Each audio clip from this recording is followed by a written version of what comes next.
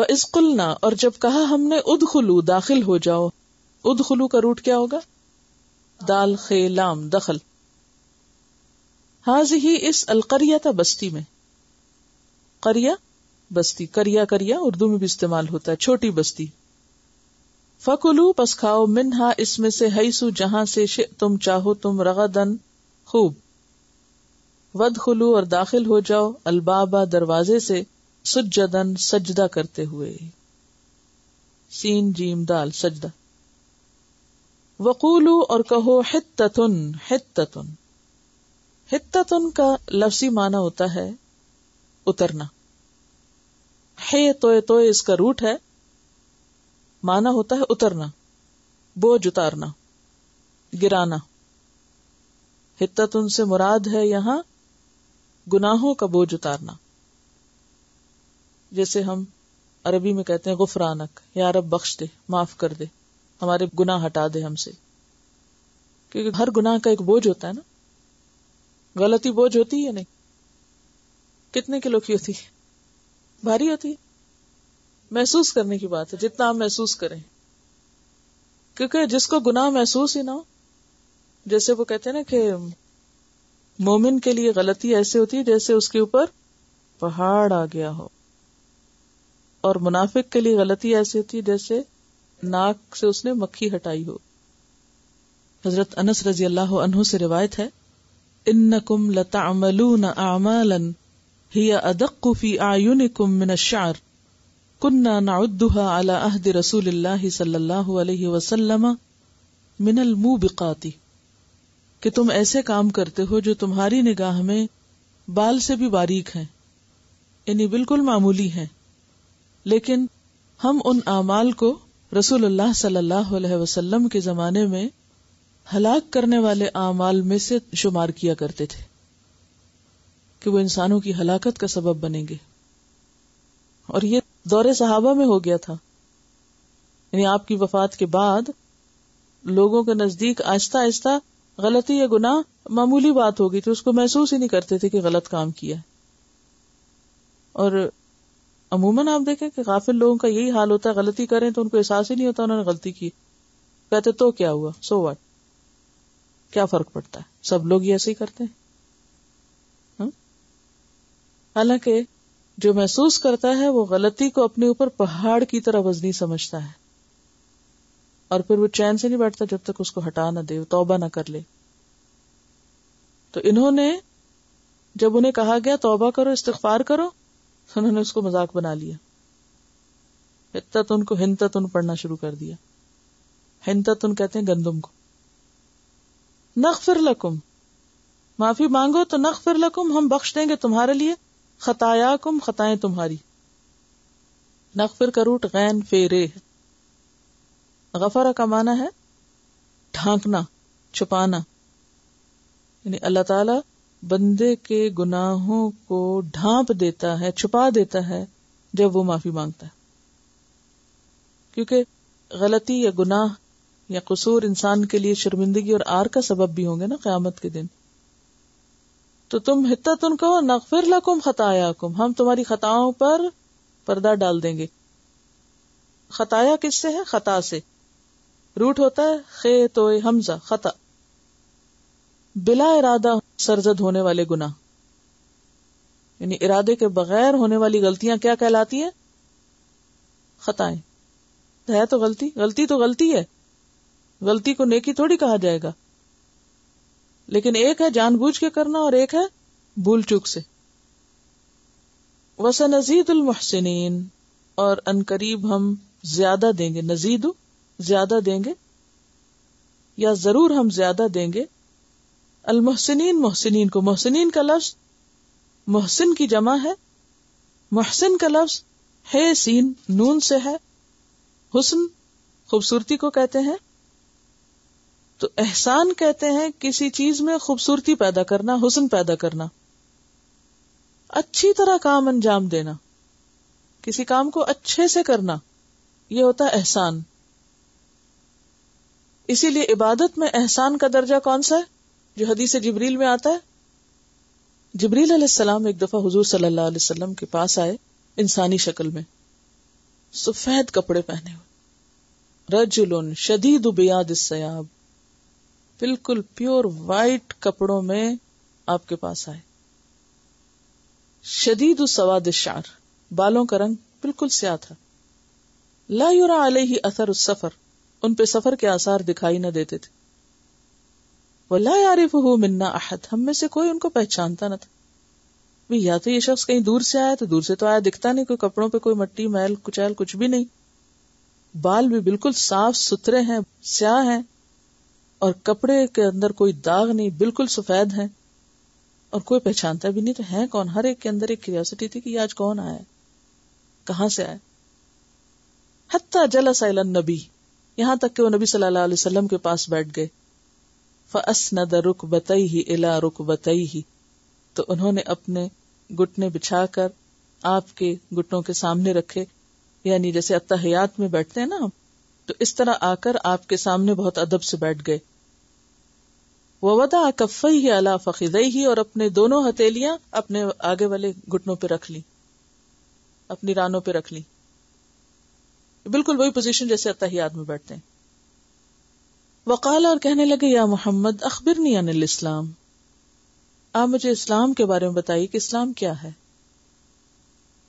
فقال رسول اللہ صلی اللہ علیہ وسلم، الاسلام ان تشہد ان لا الہ الا اللہ، اسلام یہ ہے کہ تم اس بات کی گواہی دو کہ اللہ کے سوا کوئی الہ نہیں، وان محمد رسول اللہ، اور یہ کہ محمد صلی اللہ علیہ وسلم اللہ کے رسول ہیں، وتقیم الصلاۃ، تم نماز قائم کرو، وتؤتی الزکوٰۃ، اور تم زکوٰۃ ادا کرو، وتصوم رمضان، اور تم رمضان کے روزے رکھو، وتحج البیت، اور حج کرو بیت اللہ کا، ان استطاعت، اگر تم میں استطاعت ہے، الیہ سبیلا، اس کے راستے کی، قال صدقت، تو سوال کرنے والا کہنے لگا آپ نے درست فرمایا، فعجبنا لہ، تو ہمیں اور تعجب ہوا کہ یہ کیا بات ہوئی، یسألہ ویصدقہ، خود ہی پوچھتا ہے خود ہی تصدیق کرتا ہے، قال فاخبرنی عن الایمان، پھر وہ شخص کہنے لگا مجھے ایمان کے بارے میں بتائیے، قال ان تؤمن باللہ وملائکتہ وکتبہ ورسلہ والیوم الآخر وتؤمن بالقدر خیرہ وشرہ، یہ جو ایمان مفصل اور مجمل آپ لوگ یاد کرتے تھے بچپن میں، یہ وہی چیز ہے کہ تم اللہ پر، ملائکہ پر، کتب پر، رسل پر، یوم آخرت پر، اچھی بری تقدیر پر ایمان لاؤ، قال صدقت، کہنے لگا آپ نے سچ کہا، قال فاخبرنی عن الاحسان، پھر کہا کہ مجھے احسان کے بارے میں بتاؤ کہ احسان کیا ہوتا ہے، قال ان تعبد اللہ کأنک تراہ، کہ تم اللہ کی عبادت ایسے کرو جیسے اس کو دیکھ رہے ہو سامنے، فإن لم تکن تراہ، پھر اگر یہ کیفیت نہ ہو کہ تم اس کو دیکھ رہے ہو، فإنہ یراک، تو اتنا ہی یاد رکھو کہ وہ تمہیں دیکھتا ہے، قال فأخبرنی عن الساعہ، کہا مجھے قیامت کے بارے میں بتاؤ، بہرحال آپ صلی اللہ علیہ وسلم نے فرمایا مل مسئول عنہا بعالم من السائل، جس سے پوچھا جا رہا ہے وہ سوالی سے زیادہ نہیں جانتا، یعنی لا ادری، قال فاخبرنی عن اماراتها، تو بولا پھر اس کی نشانی ہی بتا دیجیے، قال ان تلد الامۃ ربتها، کہ لونڈی اپنے مالک کو جنم دے گی، وان ترى الحفاة العراة، اور تم دیکھو گے ننگے پاؤں چرانے والے لوگ، العالۃ یعنی گڈریے، رعاء الشاء بکریوں کے چرانے والے، یتطاولون فی البنیان، کے عمارتوں کو لمبا اونچا کرنے میں مقابلہ بازی کر رہے ہیں، یعنی وہ لوگ جو عرب کے بالکل بکریاں چرانے والے تھے، بھوکے تھے، پہننے کو کپڑا نہیں تھا، ان کے پاس اتنا مال آ گیا کہ وہ ہائی رائزز بنانے میں مقابلے کرنے پہ آ گئے، قال ثم انطلق، اتنے سوال کر کے وہ چلے گئے، فلبثت ملیہ، تو میں تھوڑی دیر ٹھہرا، ثم قال، پھر آپ نے پوچھا، یا عمر، اے عمر، اتدری، کیا تم جانتے ہو من السائل، یہ سوالی کون تھا؟ قلت اللہ ورسولہ عالم، میں نے کہا اللہ اور اس کے رسول کو ہی معلوم ہے، زیادہ جانتے ہیں، قال، فرمایا، فإنہ جبریل، یہ جبریل علیہ السلام تھے، اتاکم، یہ تمہارے لیے آئے تھے، یعلمکم، تمہیں سکھا رہے تھے، دینکم، تمہارے دین کے معاملات، یہ ایک پریکٹیکل ڈیمونسٹریشن تھی کہ علم حاصل کرنے کا ادب کیا ہوتا ہے۔ سب سے پہلی چیز آپ دیکھیے سفید یونیفارم، اسپاٹلیس. شدید بیاض الثیاب، آف وائٹ نہیں، شدید بیاض الثیاب، سخت سفید. جی. اور پھر اپنی حالت بھی یہ نہیں کہ جیسے تیسے کنگھی کرنے کا موقع ملا یا نہیں اٹھ کے آگے. شدید سواد الشعر، یعنی بال بھی صاف ستھرے کالے اور بالکل یعنی فریش. لا یرا علیہ السفر، سفر کے کچھ آثار نظر نہیں آ رہے کہ کوئی تھکاوٹ یا کچھ ایسے، یعنی پوری تیاری کے ساتھ آئے ہیں جیسے. اور پھر بیٹھنے کا طریقہ کہ کیسے آ کے بیٹھتے ہیں. پھر سوال کرنے کا طریقہ، اخبرنی عن الاسلام، جواب پا کر تصدیق، ٹھیک ہے. پھر ایمان کے بارے میں سوال کہ لوگوں پہ پوری طرح واضح ہو جائے کہ اسلام اور ایمان کیا ہے. یہ ہم سب کو بھی پتا ہونا چاہیے کہ اسلام کیا ہے، ایمان کیا ہے. اور پھر صرف اتنا نہیں بلکہ احسان بھی پوچھا کہ احسان کس کو کہتے ہیں.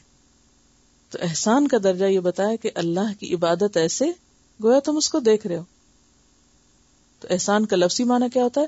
کسی کام کو خوبصورت طریقے پر کرنا، اچھے طریقے پر کرنا. یعنی صرف نماز پڑھنا ہی نہیں بلکہ عبادت، یعنی اللہ کے راستے میں سر جھکانا ہے یا مال خرچ کرنا ہے تو خوبصورتی ہو اس میں، بہت عمدہ انداز ہو. اور یہ یاد رہے کہ یہ تم اللہ کے لیے کر رہے ہو. اور اگر یہ نہیں تو اتنا تو یاد رکھو کہ وہ دیکھ رہا ہے. اور پھر قیامت کے بارے میں جب سوال کیا تو آپ صلی اللہ علیہ وسلم نے کیا جواب دیا؟ میں نہیں جانتا. اس سے کیا پتہ چلتا ہے؟ تو آپ دیکھیے کہ یہ مثال بھی نبی صلی اللہ علیہ وسلم کی ذات سے ہمیں ملتی ہے کہ جس بارے میں یقینی بات نہیں پتا، کہا کہ جس سے پوچھا جا رہا ہے وہ پوچھنے والے سے کچھ زیادہ نہیں جانتا، نہیں اس معاملے میں میرا اور تمہارا علم ایک جیسا ہے، یہ اللہ ہی کو پتا ہے. تو وہ شخص طالب علم کا حرص دیکھیں، وہ کہتے ہیں اچھا اگر وہ نہیں پتا تو کچھ نشانیاں ہی بتا دیجئے، یعنی کچھ کلوز دے دیجئے، کچھ قریب تک بات کر دیجئے. اس سے کیا پتا چلتا ہے؟ طالب علم کی حرص. کہ یہ نہیں کہ اگر استاد نے کہہ دیا یہ نہیں پتا تو وہ کہے اچھا اس کو یہ نہیں پتا تو کچھ بھی نہیں پتا. نہیں، جو پتا ہے وہ تو لے لو، کیونکہ ہر چیز ایک جگہ سے تھوڑی ملتی ہے. اور پھر آپ نے نشانیاں بتائیں اور پھر وہ چلے گئے. حضرت عمر تھوڑی دیر ٹھہرے. اب دیکھیے صحابہ کرام کا بھی طریقہ، یہ نہیں کہ اگر حیران ہے، ایکسائٹیڈ ہے تو فوراً ہی وہ دیکھ رہے ہیں جاتے اور فوراً سوال کر دیں، چپ کر کے بیٹھ جاتے. یعنی جو ہوا حیرانی کے عالم میں ہوا اور یہ عجیب سا واقعہ پیش آیا، لیکن کسی نے بھی کوئی ایکسائٹمنٹ اس طرح کی نہیں شو کی، آرام سے بیٹھے رہے. یہ کیوں ادب سے بیٹھے ہوئے تھے؟ کیا آپ خود بتائیں گے نا؟ آپ بتائیں گے. وہ جیسے لقمان حکیمی کے بارے میں ایک واقعہ آتا ہے کہ وہ حضرت داؤد علیہ السلام کے پاس گئے تو داؤد علیہ السلام زرہ بنا رہے تھے.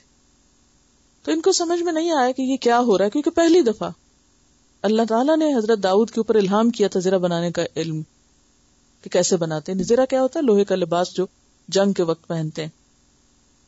تو کوئی سوال نہیں کیا، صرف دیکھتے رہے. تو جب بن گئی تو کہنے لگے کہ مجھے معلوم ہو گیا کہ آپ نے کیا کیا. اچھا ہمارا حال کیا تھا جب ہم کسی کے پاس جا کے کھڑے ہوں؟ یہ کیا کر رہے ہو؟ یہ کیسے کر رہے؟ یہ کیوں کر رہے؟ یہ کیسے کر دیا؟ یہ کیوں ہو گیا؟ یعنی اس شخص کو کنفیوز کر دیتے. کل مجھے اپنی غلطی کا بہت احساس ہوا کہ یہ غلطی تو میرے اندر بھی ہے. تیمیہ کچھ چیز فکس کر رہی تھی اور ساتھ ساتھ مینول پڑھ رہی تھی اس کا. ابھی ایک سٹیپ پہ تو میں کہتی یہ کیا ہے، دوسرے پہ تو میں کہتی یہ کیا ہے. جب اس نے کہا کہ ابھی میں پڑھ رہی ہوں تو فوراً میں نے ریئلائز کیا یہ میں حماقت کر رہی ہوں. اس کو بھی ابھی نہیں پتا اور ابھی وہ سیکھ رہی ہے اور پڑھ رہی ہے اور فکس کر رہی ہے. جب ہو جائے گا اور میرے میں اگر صبر ہے سیکھنے کا اور مجھے سیکھنا ہے تو مجھے دیکھنا چاہیے کہ ہو کیا رہا ہے، کون سی تار کہاں ڈال رہے ہیں اور کون سی کہاں سے نکال رہے ہیں. تو سیکھنے کے لیے یہ ادب بہت ضروری ہے کہ پہلے انسان غور سے سنے اور توجہ سے دیکھتا چلا جائے. یہ نہیں کہ کوئی کام کر رہا ہے تو اس میں بار بار انٹرفیئرنس. اچھا یہ بتا دو یہ کیوں کر رہے اور وہ کیوں کر رہے, اس سے کیا نقصان ہوتا ہے؟ نہ کرنے والا کام کر سکتا ہے اور نہ ہی وقت سے پہلے آپ کو علم مل سکتا ہے, آپ کو بھی صبر کی ضرورت ہے. تو وہ لقمان علیہ السلام جو تھے انہوں نے ایک بالکل نیا کام ہوتے دیکھا, لیکن اس وقت کچھ نہیں کہا, دیکھتے رہے. جب سارا بن گیا تو کہا اچھا مجھے پتا چلا کہ آپ نے کیا بنایا ہے. تو اسی طرح جب انسان کسی نئی جگہ پر کوئی نیا کام دیکھے تو پہلے صبر سے غور کرے اس پر. تو عمر بھی دیکھ رہے ہیں معاملہ کچھ عجیب سا ہے, لیکن صرف عمر نہیں باقی صحابہ بھی دیکھتے ہیں, اور جب وہ چلے جاتے ہیں تو یہ نہیں کہتے, ہم تو فوراً بولے نہیں تو اشارے کون تھا, کدھر گیا, کہاں سے آیا. تو آپ صلی اللہ علیہ وسلم پوچھتے یا عمر اتدری من السائل, عمر پتا ہے سوالی کون تھا؟ اب عمر نے بھی کوئی اندازے نہیں لگائے, میرا خیال ہے یہ تھا, میرا خیال ہے وہ تھا, نہیں. قلت اللہ و رسولہ اعلم, اللہ اور اس کے رسول کو زیادہ پتا ہے, مجھے نہیں پتا. اچھا یہ بھی نہیں کہا کہ نہیں مجھے نہیں پتا, کہا اللہ اور اس کے رسول کو زیادہ پتا ہے. یہ پازیٹو سینٹینس. قال فإنہ جبریل اتاکم یعلمکم, یہ آئے تھے تمہیں سکھانے, خود نہیں سیکھنے آئے تھے. تو سکھانے کا ایک یہ انداز بھی ہوتا ہے, دو لوگ آپس میں بات کر رہے ہیں اور تیسرا ان کی باتوں سے سیکھ رہا ہے. جیسے ٹیلی ویژن پہ آپ ٹاک شوز میں کیا کرتے ہیں, لوگ آپس میں باتیں کر رہے ہیں اور آپ سیکھ رہے ہیں, صحیح چیز سے بھی سیکھ رہے ہوتے ہیں اور بعض اوقات دوسروں کی غلطی سے بھی سیکھتے ہیں. فإنہ جبریل اتاکم یعلمکم دینکم, کہ یہ جبریل تھے جو تمہارے پاس آئے تھے تمہیں دین سکھانے کے لیے, دین کے کچھ معاملات بتانے کے لیے. تو یہاں پر کیا فرمایا, وَسَنَزِيدُ الْمُحْسِنِينَ, محسنین کو تو ہم ضرور زیادہ دیں گے, کیونکہ محسن بھی کیا کرتا ہے, اٹ موسٹ اسٹرگل کرتا ہے کسی کام کو اچھے سے کرنے کی, تو اللہ تعالی کی طرف سے اس کے لیے بدلہ یا اجر بھی پھر اتنا ہی بہترین ہوتا ہے. وَإِذْ قُلْنَا ادْخُلُوا هَٰذِهِ الْقَرْيَةَ, اور جب ہم نے کہا اس بستی میں داخل ہو جاؤ. اب چونکہ صحرا میں تھے, جا رہے تھے, بستی آئی راستے میں, یہاں نام نہیں لکھا ہوا, لیکن جمہور مفسرین یعنی مفسرین کی اکثریت اس بات کی قائل ہے کہ اس سے مراد بیت المقدس تھا. یعنی جیسے نبی صلی اللہ علیہ وسلم مکہ میں داخل ہوئے تو آپ عاجزی کرتے ہوئے داخل ہوئے, تو اسی طرح بنی اسرائیل کو جب ان کے اصل وطن میں دوبارہ داخلے کا موقع ملا تو ان سے کہا گیا کہ وہ بھی عاجزی کرتے ہوئے داخل ہوں. تو کہا کہ یہاں چلے جاؤ, فَكُلُوا مِنْهَا, اس میں سے جا کے کھاؤ, حَيْثُ شِئْتُمْ, جہاں سے تمہارا جی چاہتا ہے, رغدن, جتنا چاہتے ہو. اب آپ دیکھیں کہ کھانے میں پابندی کوئی نہیں ہے, پیچھے کیا طیبات کھاؤ, حلال کھاؤ, ایک اور جگہ پتہ چلتا ہے, مگر یہاں کیا ہے, جتنا تمہاری ضرورت کا کھاؤ. اس سے کیا بات پتہ چلتی, یعنی ڈائٹنگ ہم اپنی ضرورت کے لیے کرتے ہیں یا اپنے فائدے میں کرتے ہیں, ورنہ حلال اور پاک چیز کھانے میں دین کی طرف سے کوئی ایک لائن نہیں ڈرا کی گئی کہ آپ ایک چپاتی کھا سکتے ہیں یا آدھی کھا سکتے ہیں, ایک گلاس دودھ پی سکتے ہیں. ہر انسان کی ضرورت مختلف ہو سکتی ہے. اور یہاں پر کیا کہا گیا, طیبات ضرور ہو, جنک فوڈ نہیں ہو. فَكُلُوا مِنْهَا حَيْثُ شِئْتُمْ رَغَدًا, رغدن یعنی بافراغت یعنی خوب. وَادْخُلُوا الْبَابَ, اور داخل ہونا دروازے سے, سجدن, سجدہ کرتے وقت. یہاں سجدے سے مراد حقیقی سجدہ نہیں, کیونکہ انسان جب کسی کمرے میں یا کسی جگہ داخل ہو رہا تھا تو وہ سجدے میں تو ایسا نہیں گر سکتا, اس وقت مراد ہے جھکتے ہوئے, یعنی عاجزی کرتے ہوئے اندر داخل ہونا. وَقُولُوا حِطَّةٌ, اور حِطَّةٌ کہتے جانا. حِطَّةٌ کا لفظی معنی ہے غفرانک, یا اللہ معافی چاہتے, معافی معافی, استغفر اللہ استغفر اللہ استغفر, اس طرح بولنا. نغفر لکم خطایاکم, ہم تمہاری ساری خطائیں معاف کر دیں گے. وسنزید المحسنین, اور محسنین کو ضرور زیادہ دیں گے. اب دیکھیے کہ یہ اللہ تعالیٰ کا وعدہ ہے کہ جو معافی مانگے گا اللہ اس کو دے گا. پیچھے بھی حدیث سنا چکی ہوں, دوبارہ سن لیجئے, صحیح مسلم کی حدیث ہے یا عبادی انکم تخطئون باللیل والنہار، اے میرے بندو تم رات دن گناہ کرتے ہو. وَأَنَا أَغْفِرُ الذُّنُوبَ جَمِيعًا، اور میں سارے گناہ معاف کر سکتا ہوں. فَاسْتَغْفِرُونِي، مجھ سے استغفار کیا کرو، معافی مانگا کرو. اغفر لکم، میں تمہیں معاف کر دوں گا. مانگو معافی، معاف کروں گا. تو یہاں بھی کیا تھا کہ تم اس بستی میں جاتے وقت اکڑتے ہوئے نہیں جانا، عاجزی سے داخل ہونا. اللہ نے وہاں نعمتیں تمہارے لیے رکھی ہیں، ان سے فائدہ اٹھانے کے لیے کہا جا رہا ہے.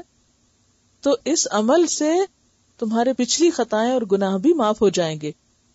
اور صرف خطائیں نہیں معاف ہوں گی، وَسَنَزِيدُ الْمُحْسِنِينَ، اور ہم محسنین کو اور بھی زیادہ دیں گے. یعنی جو اس سے زیادہ اچھے کام کرے گا اس کو اس سے بھی زیادہ دیں گے. اب دیکھیے کہ نبی صلی اللہ علیہ وسلم نے جب مکہ فتح کیا تھا تو آپ کو معلوم ہے کہ آپ کیسے داخل ہوئے تھے مکہ میں؟ کسی نے پڑھا؟ اونٹنی پر بیٹھے ہوئے تھے اور آپ کا سر یعنی پوسچر بھی آپ کا اس طرح تھا کہ سر اتنا جھکا ہوا تھا کہ وہ جو تھا نا پالان کی لکڑی ہوتی ہے یا آپ کی جو داڑھی تھی یا ٹھوڑی تھی وہ اس کے ساتھ لگ رہی تھی.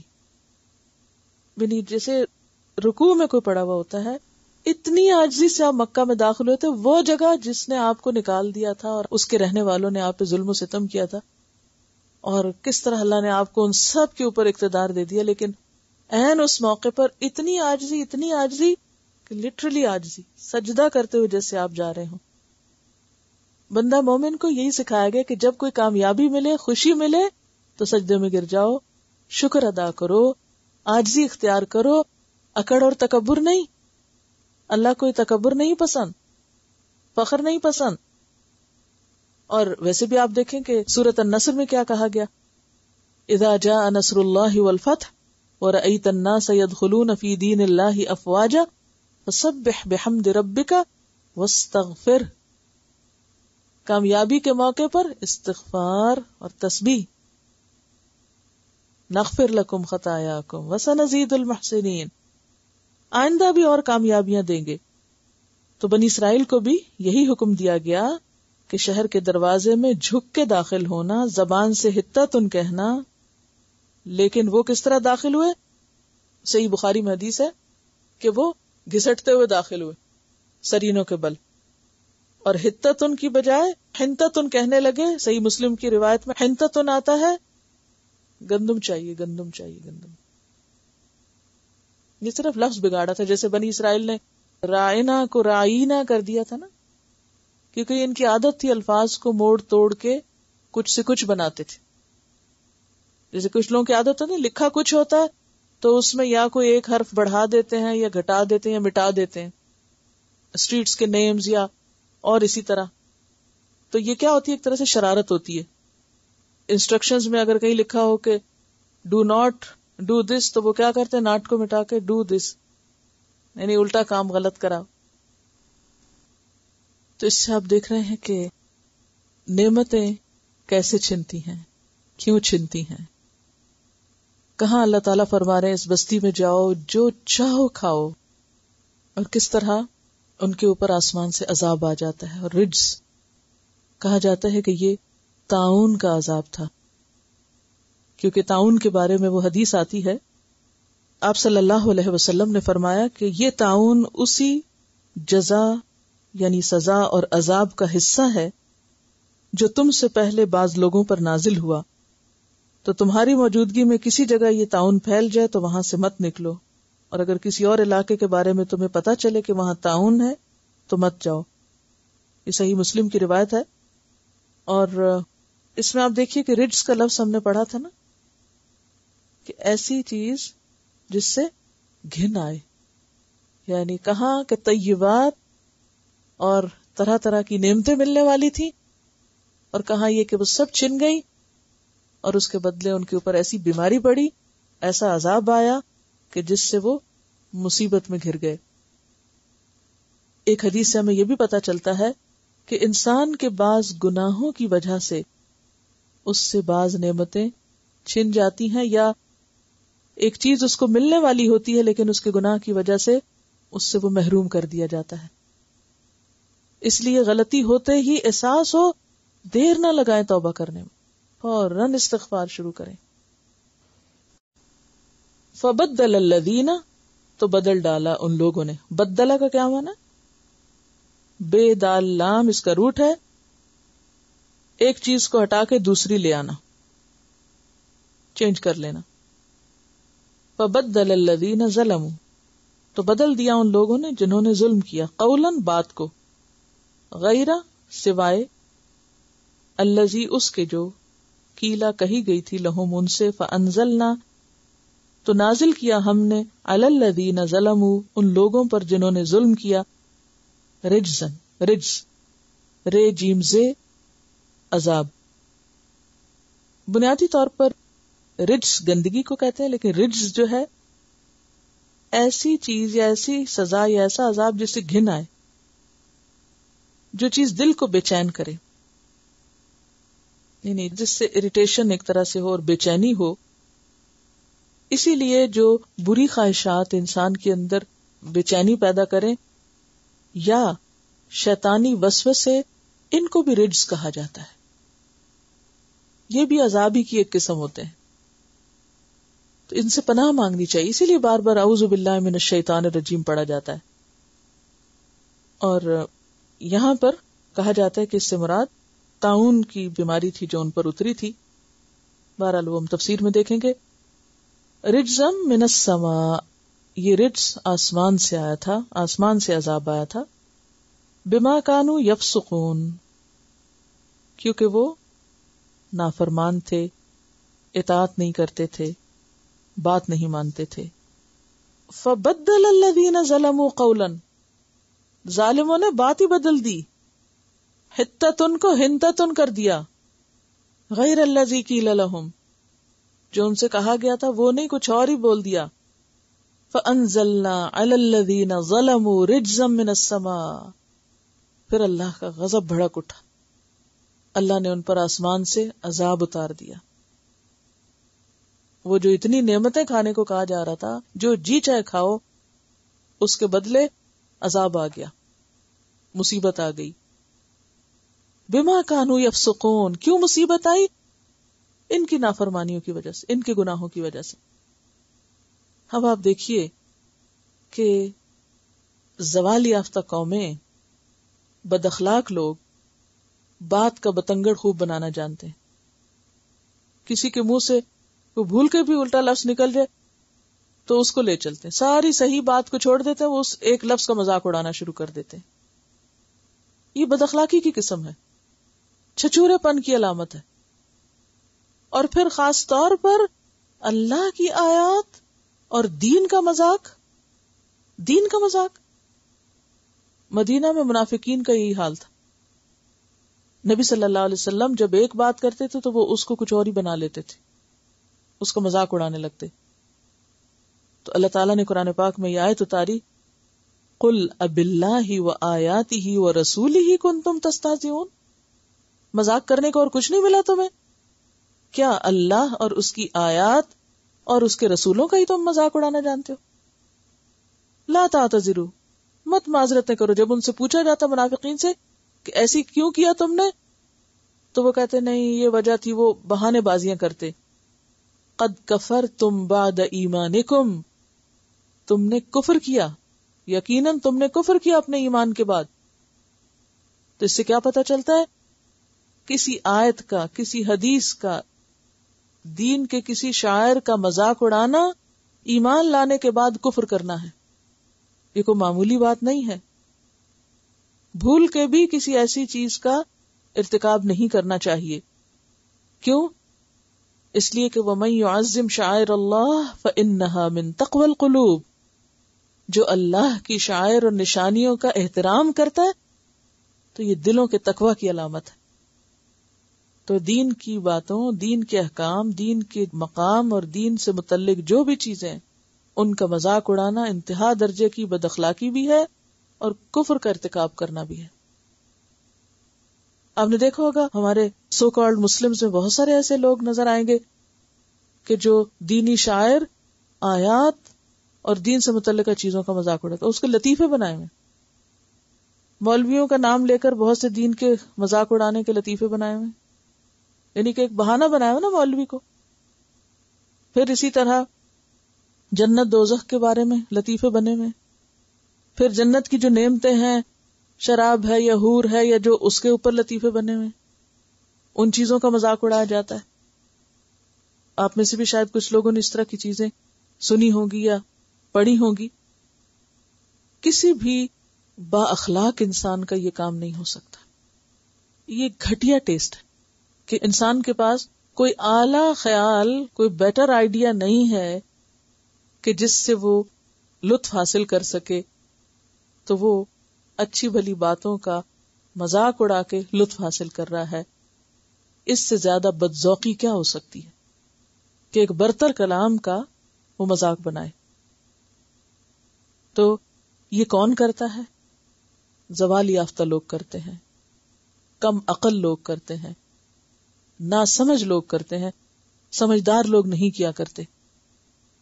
تو یہ ان آیات میں آپ دیکھ رہے ہیں کہ ایک طرف تو اللہ تعالیٰ کے وہ ان احسانات کا ذکر ہے جو اس نے بنی اسرائیل پر کیے، اور دوسری طرف اللہ تعالیٰ کے احسانات کے بدلے میں بنی اسرائیل کے رویے کا ذکر ہے کہ جواب میں وہ کیا کرتے تھے.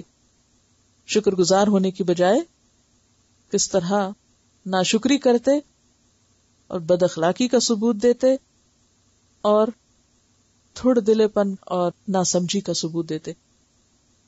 آپ دیکھیں نا کہ یہ چنے ہوئے لوگ تھے جن کو اللہ نے سارے جہان والوں پہ فضیلت دی تھی، اتنے بڑے انعام ان پہ کیے تھے.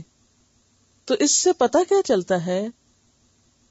پتہ یہ چلتا ہے کہ اللہ فضیلت دے بھی دے، وہ چن بھی لے، وہ کتاب دے دے، وہ پیغمبر بھیج دے، وہ نام اچھا رکھ دے، لیکن جب تک عمل اچھا نہیں ہوگا، جب تک کام اچھے نہیں ہوں گے، تو نام اور یہ مقام اور یہ سب کچھ فائدہ نہیں دے گا. یہاں آپ بتائیں گے مجھے کہ رجز، طاعون کی سزا جیسا کہ حدیث میں آتی ہے، یہ رجز کیوں نازل ہوا تھا ان پر؟ بنیادی طور پر یہاں آپ دیکھ رہے ہیں کہ انہوں نے جس جرم کا ارتکاب کیا تھا وہ یہ تھا کہ بدل الذین ظلموا قولا غیر الذی قیل لهم، انہوں نے اللہ کے حکم میں تبدیلی کی تھی، اللہ کی بات بدلی تھی. جو کچھ کہا گیا تھا اسے بدل کر کچھ اور بنا دیا. اور نمبر 2 یہ کہ صرف بدلا ہی نہیں، ایک تو ہے نا کہ چل ایک بات کی جگہ دوسری بدل دی، صرف اتنی بات نہیں تھی، بلکہ اس کو بدلا بھی تو بہت غلط انداز میں، مذاق کے انداز میں. تو ایک جرم کیا تھا ان کا؟ حکم کو بدلنا. دوسرا جرم کیا تھا؟ مذاق اڑانا. تو اللہ تعالی نے بھی وعدہ کس بات کا کیا تھا کہ تم جاؤ اس بستی میں، تمہارے لیے ہر طرح کی چیزیں ہیں، ساری نعمتیں ہیں، لیکن جب انہوں نے اللہ کے حکم میں تبدیلی کی تو اللہ نے نعمت بدل دی، نعمت بدل دی، اور نعمت کی جگہ سزا بھیج دی. تو یہاں بھی کیا نظر آتا ہے؟ اللہ کا وہی قانون.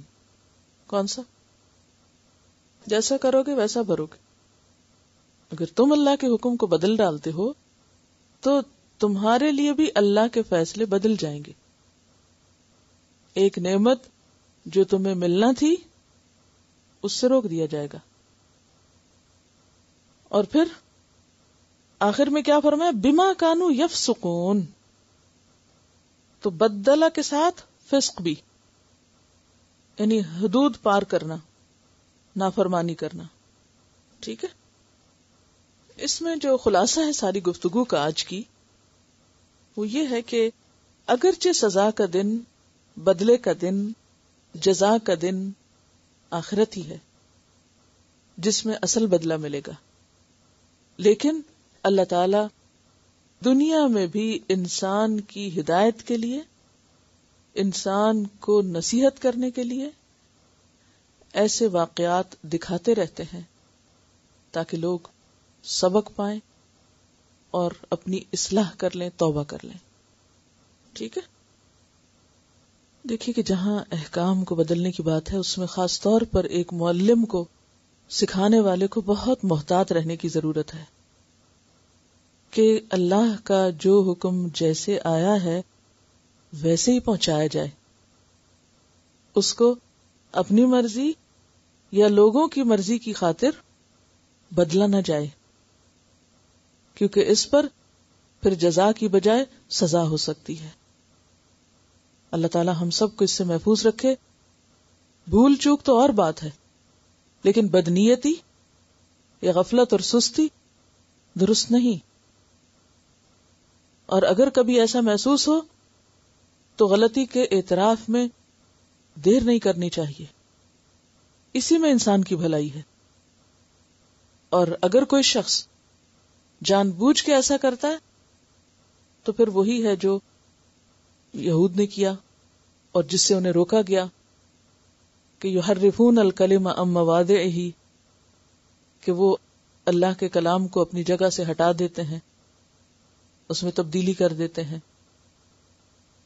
اور پچھلی کتابوں میں تبدیلی اسی وجہ سے ہوئی. اور پھر ولا تشتروا بآیاتی ثمنا قلیلا، میری آیات کو تھوڑی قیمت پہ بیچو مت. یعنی دنیاوی فائدوں کی خاطر عام طور پر ایسا کام کیا جاتا ہے کہ اللہ کے حکم کو لوگوں کی مرضی کے مطابق ڈھال کے ویسا پیش کرنے کی کوشش کی جاتی ہے. تو اس سے بچنے کی ضرورت ہے ہم سب کو. جو چیز جیسے ہو ویسے ہی آگے دی جائے اور اس کو ویسے ہی سمجھنے کی کوشش کی جائے اور اس کے لیے دعا بھی کی جائے.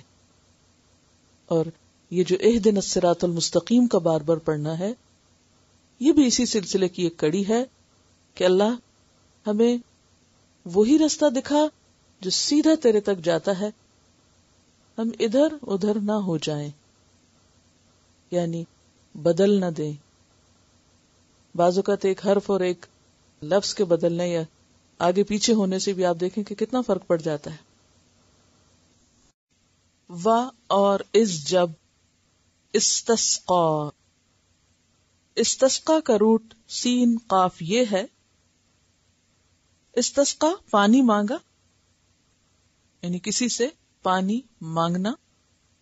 اردو میں ساقی لفظ بھی اسی سے ہے، جس کی مؤنث ساقیہ ہے. ساقی کون ہوتا ہے؟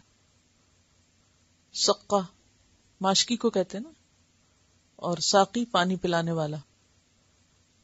لیکن پھر سادہ پانی پلانے والا نہیں، شراب پلانے والے کا نام ساقی ہوتا ہے یعنی لغت میں. وَإِذِ اسْتَسْقَىٰ، اور جب پانی مانگا موسیٰ علیہ السلام نے لِقَوْمِهِ اپنی قوم کے لیے، فَقُلْنَا تو کہا ہم نے، اضرب مارو، بعصاک اپنے عصا کو. عصا کا جو روٹ ہے عین صاد واو ہے، چرواہے کے ڈنڈے کو کہتے ہیں، موٹے اور مضبوط ڈنڈے کے لیے، یعنی پتلی سٹک کے لیے نہیں بلکہ مضبوط ڈنڈا، ڈافٹ جس کو کہتے ہیں. بعصاک الحجر، پتھر پر، سخت پتھر کے لیے لفظ استعمال ہوتا ہے. فانفجرت، تو پھوٹ پڑے، فے جیم رے فجر، وسیع پیمانے پر پھوٹنا، پھوڑنا یا بہانا، نکالنا. فجرہ کا معنی ہوتا ہے پانی بہانے کے لیے دور تک رستہ کھولنا. تو پھوٹ پڑے، منہ اس سے کس سے؟ پتھر سے. کیا پھوٹ پڑے؟ چشمے. کتنے؟ اسنتا عشرتا، 12. اسنین کہتے ہیں عربی میں 2 کو، اور عشرہ کہتے ہیں 10 کو. 10 عینن، چشمے. عین عربی میں آنکھ کو بھی کہتے ہیں، کیونکہ آنکھ اور چشمے میں مماثلت ہے. آنکھ بھی بظاہر دیکھنے میں ایک سالڈ چیز نظر آتی ہے، لیکن اس میں ایک سوراخ ہوتا ہے جس سے آپ کے آنسو بہتے ہیں.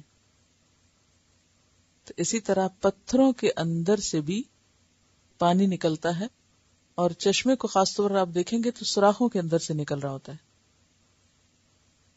تو جاری چشمہ جو ہوتا ہے، بہتا چشمہ، اس کے لیے یہ لفظ استعمال ہوتا ہے.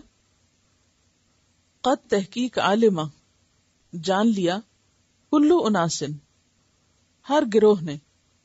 اناس کا روٹ جو ہے وہ نوس ہے، نون واو سین، انسان کی جمع. یہاں مراد ہے انسانوں کا گروہ یا مجموعہ. کلو اناسن مشربہم، مشرب کا روٹ کیا ہے؟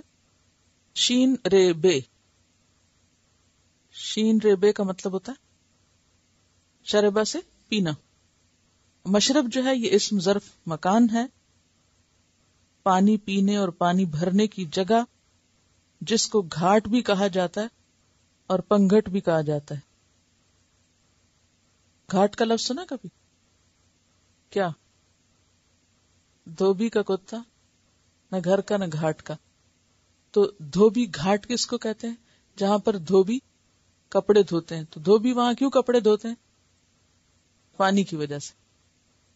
تو گھاٹ وہ جگہ جہاں سے لوگ جا کے پانی لیتے ہیں. اب تو خیر آپ کے گھروں میں ہی گھاٹ ہیں، لیکن پہلے زمانے میں اور اب بھی بہت سے علاقوں میں لوگ ایک مخصوص جگہ سے جا کے پانی لیتے ہیں. تو مشرب یعنی پینے کی جگہ، پانی لینے کی جگہ، صرف پینے کی نہیں بلکہ لینے کی بھی. کلو کھاؤ، اکلا روٹ ہے پیچھے گزر چکا. وشربو اور پیو، من رزق اللہ، اللہ کے رزق میں سے. ولا تعثوا اور نہ تم فساد کرو. تعثوا کا لفظ جو ہے عین فے یہ سے ہے، فساد میں شدت اور کثرت کے لیے استعمال ہوتا ہے، یعنی شدت فساد. ذہنی اور فکری بگاڑ، یعنی صرف عملی نہیں بلکہ ذہن کے بگاڑ کے لیے بھی آتا ہے. اور فساد کیا ہوتا ہے؟ کسی پہ ظلم و زیادتی کرنا، کسی کو اس کا حق نہ دینا. تو ولا تعثوا اور نہ تم فساد کرو، فی الارض زمین میں، مفسدین، مفسد کی جمع ہے فسادی بن کر. بنی اسرائیل پر اللہ تعالیٰ کے کچھ مزید احسانات کا ذکر ہے. موسیٰ علیہ السلام اپنی قوم کے حق میں بہت رحیم و شفیق تھے، حالانکہ ان کی قوم نے انہیں ستانے میں کبھی کوئی کسر اٹھا نہیں رکھی تھی. سب سے بڑی بات تو یہ کہ وہ ان کے محسن تھے اور انہوں نے انہیں فرعون جیسے ظالم و جابر سے نجات دلوائی تھی.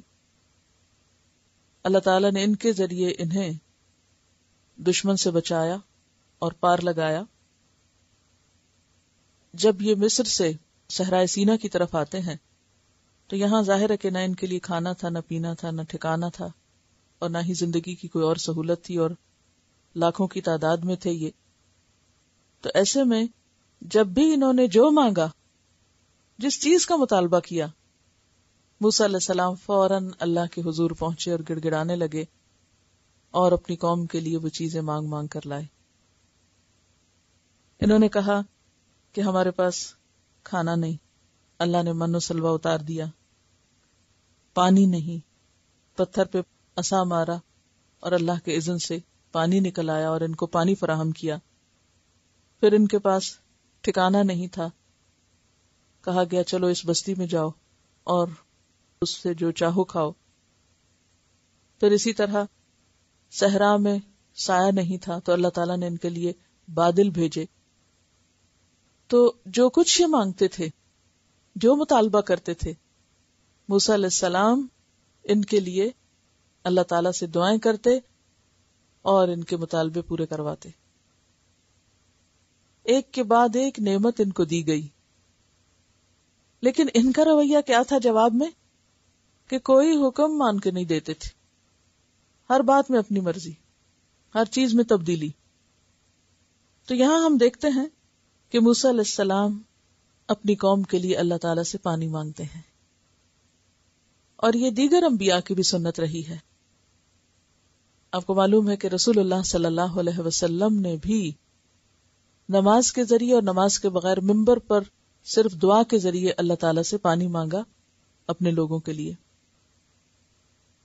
وہ حدیث یاد ہوگی کہ جب ایک موقع پر آپ صلی اللہ علیہ وسلم جمعے کا خطبہ دے رہے تھے اور اس دوران ایک شخص اٹھا اور اس نے کہا کہ ہمارا قحط سے برا حال ہے.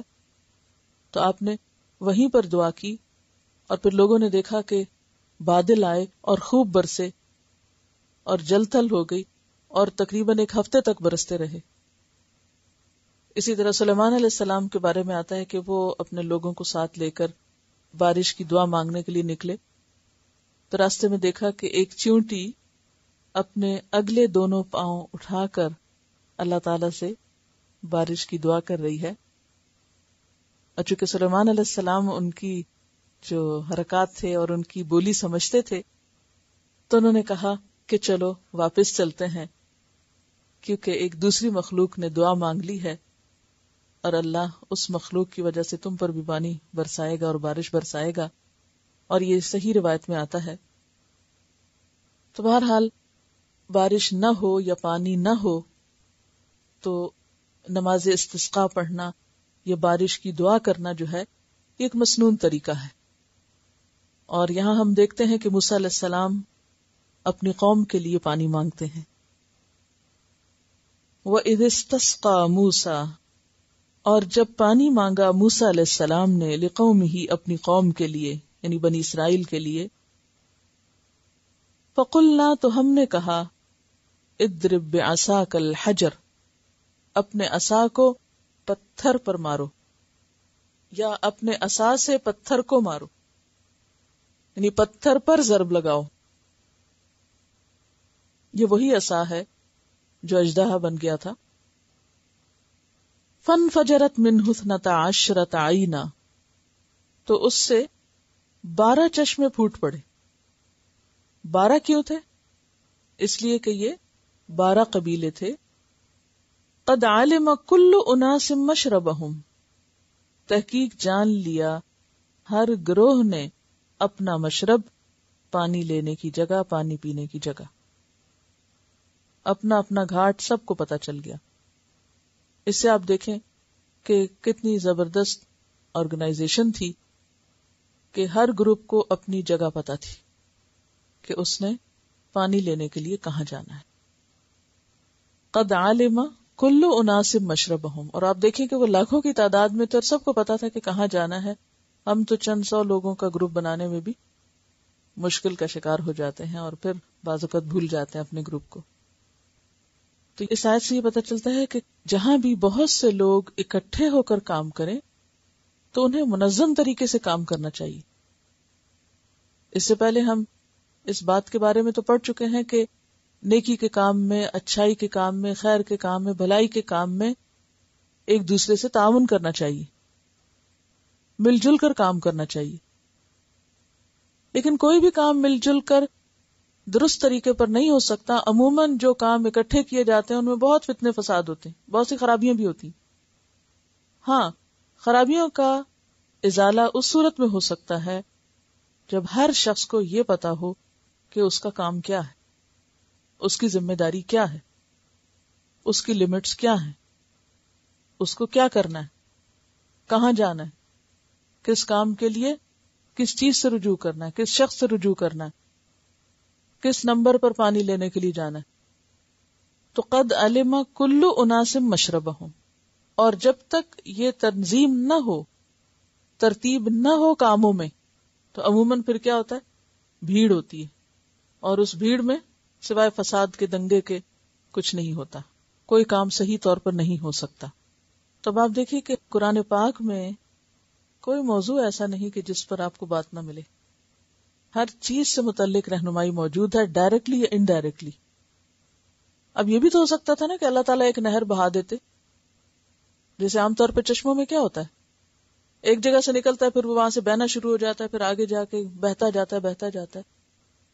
تو اللہ تعالیٰ کہتے ہیں کہ ٹھیک ہے، ایک لمبی کچھ 100 میل کی نہر بہا دیتے ہیں اور لوگ جہاں سے چاہیں پانی لے لیں. لیکن ایسا نہیں ہوا. ایگزیکٹلی ان کے نمبر کے مطابق 12 کی تعداد میں چشمے نکلے، اور ہر ایک کو انہوں نے مارک کر دیا کہ کون کس چشمے سے پانی لے گا، تاکہ آپس میں کوئی لڑائی جھگڑا نہ ہو، کوئی بد انتظامی نہ ہو. آپ نے دیکھا ہوگا کہ بعض علاقوں میں لوگ پانی پہ مر جاتے ہیں ایک دوسرے سے، یعنی پانی کے اوپر لڑتے ہیں اور مرتے ہیں. اور صحرا میں تو ظاہر ہے کہ ویسے بھی اتنی سخت گرمی اور پانی کی شدید ضرورت، تو بہت ضروری تھا کہ کام کو منظم کیا جائے. قد علم کل اناس، سب لوگوں کو پتا تھا، بچے کو پتا تھا کہ اس کو پانی لینے کہاں جانا ہے. ہمیں بعض اوقات چھوٹی سی بھی آرگنائزیشن ہوتی ہے تو نہیں پتا چلتا کہ کون سا کام یا کون سی انفارمیشن کس سے لینی. اب یہ پانی میں اور علم میں بہت مماثلتیں ہیں، تو کون سی چیز یا کون سی معلومات اور کون سا کام کہاں سے ہوگا، اس بات کا پتہ ہونا بے حد ضروری ہے، ورنہ تو پھر انسان اپنا وقت ضائع کرتا رہتا ہے. پھر فرمایا کلو وشربو، کھاؤ پیو. اللہ نے کھانے پینے سے منع نہیں کیا. من رزق اللہ، اللہ کے دیوں میں سے، اللہ کے رزق میں سے. اب اس میں آپ دیکھیں کہ پیچھے بھی کیا کہا گیا، کلو من طیبات ما رزقناکم، پاکیزہ چیزوں میں سے کھاؤ. اور ایک اور جگہ پر کیا کہا گیا کہ اس بستی میں داخل ہو جاؤ اور پھر جہاں سے چاہو کھاؤ. اب بنی اسرائیل کو اللہ تعالیٰ نے نعمتوں سے فائدہ اٹھانے پر کبھی نہیں روکا تھا. کلو وشربوا من رزق اللہ، کھاؤ پیو اللہ کے رزق میں سے. یعنی من و سلوہ بھی ہے، پانی بھی وافر مقدار میں ہے، نعمتوں کا استعمال کرو. اس سے کیا بات پتہ چلتی کہ دین میں نعمتوں کے استعمال سے نہیں روکا گیا، اسراف سے روکا گیا، ضائع کرنے سے روکا گیا ہے، لیکن نعمتوں کے استعمال سے روکا نہیں گیا. بعض لوگ یہ سمجھتے ہیں کہ شاید نہ کھانا یا نہ پینا یا نعمتوں کو استعمال نہ کرنا یہ پرہیزگاری ہے یا یہ زیادہ تقویٰ ہے. نہیں، حلال ہو، صاف ہو، اور جو اللہ دے اسے استعمال کرے انسان، اور پھر استعمال کرنے کے بعد شکر ادا کرے. کیونکہ اللہ تعالیٰ نے یہ چیزیں ایسی تھوڑی بنائی ہیں کہ وہ پیدا ہوں، ضائع کر دی جائیں اور بیکار چلی جائیں، پھینکنے کے لیے تو نہیں بنائی. وَلَا تَعْثَوْا فِي الْأَرْضِ مُفْسِدِينَ، اور زمین میں فسادی بن کے مت پھرو. یعنی کھانے پینے سے منع نہیں کیا گیا، فساد کرنے سے منع کیا گیا، بگاڑ پیدا کرنے سے منع کیا گیا. تو آپ دیکھیے کہ بگاڑ یا فساد کا اپوزٹ کیا ہے؟ اصلاح. اصلاح کس سے ہوتی ہے؟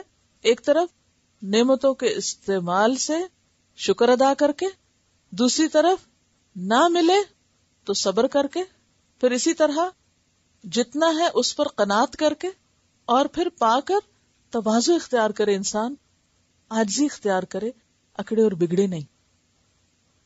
یعنی یہاں کیا سمجھایا جا رہا ہے؟ کھاؤ پیو، جو دیا اللہ نے استعمال کرو. نمبر 1 شکر کرو، کبھی نہ ملے تو صبر کرو، شکوے نہ کرنے بیٹھ جاؤ، رونا دھونا نہیں مچا دو. مل جائے تو پا کے فخر اور غرور نہیں کرو، تواضع اختیار کرو. اور پھر جو ہے اس پر قناعت، مزید کی ہرس نہیں. جو تمہارے پاس ہے اس کو دیکھو، جو دوسروں کے پاس ہے اسے مت دیکھو. عام طور پر ہم اس نعمت کو بھول جاتے ہیں جو اللہ نے ہمیں دی، اور ہم کیا کرتے رہتے ہیں؟ اسے دیکھتے رہتے ہیں جو دوسروں کے پاس، اور اس پر جلتے کڑتے رہتے ہیں.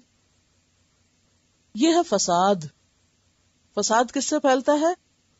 ناشکری سے، بے صبرے پن سے، ہرس و ہوس سے، لالچ سے، حسد سے، اور اگر کچھ مل جائے تو اسے پا کے تکبر کرنے سے، پھول جانے سے، بڑا بننے سے کہ میرے پاس ہے او تمہارے پاس نہیں. یہ فساد ہے. کلو وشربوا من رزق اللہ، کھاؤ پیو اللہ کے رزق میں سے، اور زمین میں فسادی بن کے مت پھرو. جیسے ایک اور جگہ پر آتا نا، کلو من رزق ربکم واشکروا لہ، اپنے رب کا دیا ہوا کھاؤ اور اس کا شکر بجا لاؤ. جیسے وہ شعر بھی ہے نا، رب کا شکر ادا کر بھائی جس نے ہماری گائے بنائی. تو دودھ پیو مگر شکر ادا کرتے رہو. یہ نہیں کہا گیا کہ دودھ نہ پیو، تم سے پوچھا جائے گا اس لیے دودھ نہ پینا. کھاؤ پیو، شکر ادا کرو. جو شخص شکر ادا کرتا ہے وہ ایک طرح سے نعمت کا حق دیتا ہے، اور ایسا شخص فساد نہیں کرتا. اب تھوڑا سا بھی آپ اور غور کریں نا کہ رزق کا کسی کے پاس ہونا برا نہیں. وہ برا کب بنتا ہے؟ جب اس کا استعمال غلط کرتا ہے اور انسان پا کر اکڑتا اور بپھرتا ہے اور دوسروں پر روب جماتا ہے یا دوسروں کو ذلیل اور حقیر سمجھتا ہے. اور مال کو غلط رستوں پر استعمال کرتا ہے، اس سے بھی فساد ہوتا ہے نا. مال کے غلط استعمال سے، یعنی کھانا پینا ایک سمبل ہے، صرف روٹی پانی نہیں، بلکہ کلو وشربو نعمتوں کے استعمال کے لیے عام ہے، کیونکہ رزق میں ہر طرح کی چیزیں آ جاتی ہیں نا. صرف کھانا پینا ہی رزق نہیں، اللہ نے انسان کو جو بھی نعمتیں دی ہیں وہ سب رزق میں آتی ہیں. یعنی جو نعمتیں ملی ہیں، یعنی عام مفہوم پھر کیا ہوگا؟ جو نعمتیں ملی ہیں ان کو استعمال کرو، لیکن بگڑو نہیں، اکڑو نہیں، تکبر نہیں کرو، اللہ کے آگے جھکے رہو، شکر گزار بندے بن کر رہو. یہی تو بس مطالبہ ہے، اسی کا نام تو عبادت ہے. عبادت ترک دنیا کا نام نہیں ہے. کیا کہا میں نے؟ عبادت ترک دنیا کا نام نہیں ہے کہ آپ دنیا کی نعمتیں چھوڑ دیں کہ جی میں عبادت گزار بندہ ہوں. نہیں، عبادت ہے نعمتوں کے درست استعمال کا نام، اور نعمتوں کے غلط استعمال کا نام فساد ہے، بگاڑ ہے، جس سے زمین پر انسانوں کو تکلیف ہوتی ہے.